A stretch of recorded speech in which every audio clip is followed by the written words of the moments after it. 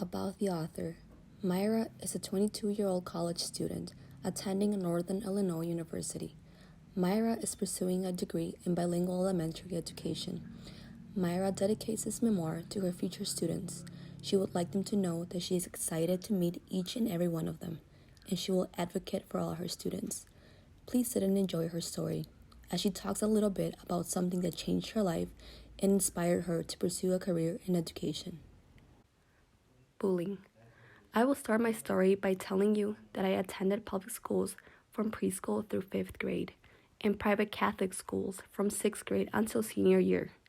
I was lucky to experience two different school environments, but the reality was the same. I had always been a very quiet person. From very early on in school, I remember being the shy student in class, and according to some of my teachers, I was also one of the brightest students. In kindergarten, I was the first in my class to learn how to play the flute, and I gained a front spot in the class. I felt so accomplished with myself. I may have had a hard time expressing myself with words, but I sure knew how to do it with music. However, this was not enough to feel included and accepted amongst others. I was bullied in every school year, but the worst was in 6th grade. I will dedicate this memoir to my 6th grade year and the experiences I had. At the end of 8th grade year, I made a book with illustrations about my experience. I named it Freedom, because I would finally graduate and move on to another school. My parents decided to send my siblings and I to a private Catholic school. They thought it would benefit all of us in a spiritual way, and it would help us to stop my bullying. I started 6th grade in a new setting. The language was new, the beliefs, the people, the teachers, and the environment. I saw the saints outside the school, and that brought me inner peace. On my first day, I entered the school and noticed the vast majority of students were Latinos. That was great. I sat on the floor with the rest of my new classmates and waited for the bell to ring. There was a kind girl who approached me and asked me if I was a new girl. She made me feel comfortable. We entered the class and I noticed my teacher was a young American lady. It was going to be a bit of a challenge, but I knew everyone was going to be nice and welcoming. However, that was not the case. Already, there was a group of girls staring coldly at me. One of them came up to me and asked if I spoke English. I said yes, but I also speak Spanish. She giggled a little, but I did not understand why, because she was also Hispanic. She was making fun of my accent. I was mad. It was my first day, and I was already feeling miserable. I tried not to cry and left the conversation. At the end of the school day, I remember crying in the backseat, but I covered my face so that my mother would not become worried. This is a letter from my book that I wrote according to the first day of school in 6th grade. The next few weeks, I only managed to speak to that one kind girl I met on my first day of school. So when it was time to switch desk arrangements, I had nobody to sit next to. My teacher had to intervene.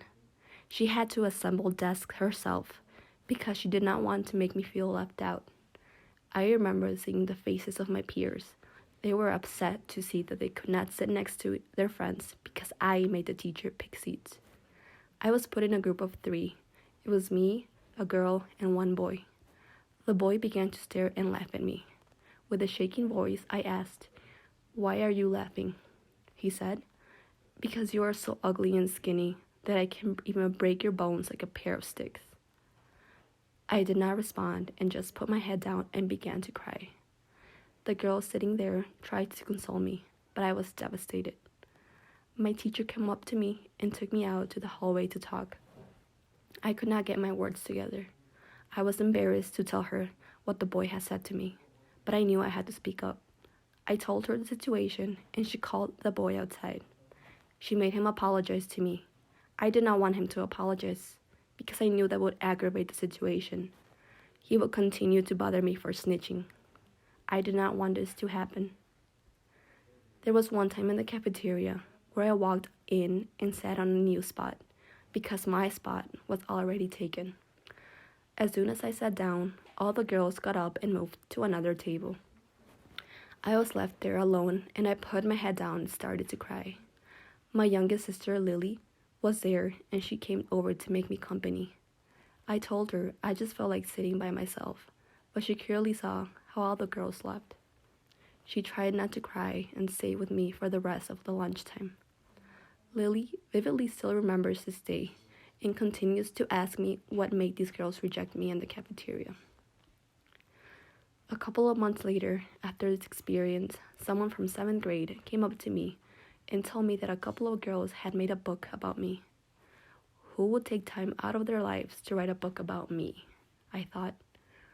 Rumors were that this book was used by them to write down things they hated about me and things they wished they could do to me. I never once read this book, but I often saw it get passed around by the girls in my class during lessons. They giggled and stared at me every time. I pretended not to be unbothered. I wanted to tell my teacher so badly, but I had already seen the negative results that had brought upon me. They made sure I never saw it. I was completely sad and lonely. I did not know what else to do and began to really think I was ugly and worthless. I was always mad at home, resentful with those who loved me. I thought they were lying to me whenever they complimented me and my work. Was this all my fault? I thought. At the end of 6th grade, I became bitter. I constructed a negative view of Catholic schools. However, I was glad and excited to leave that school at the end of 8th grade. I am not sharing my experience to spark pity or empathy. In fact, I was embarrassed and hesitant to write about it.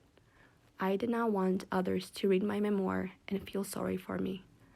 But I realized that it would help me and others who may have gone through the same experience.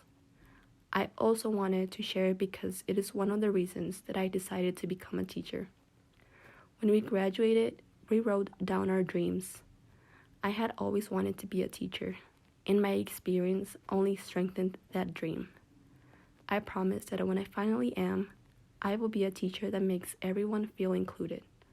I will advocate for all my students and make sure all of them will feel welcomed and appreciated. Thank you.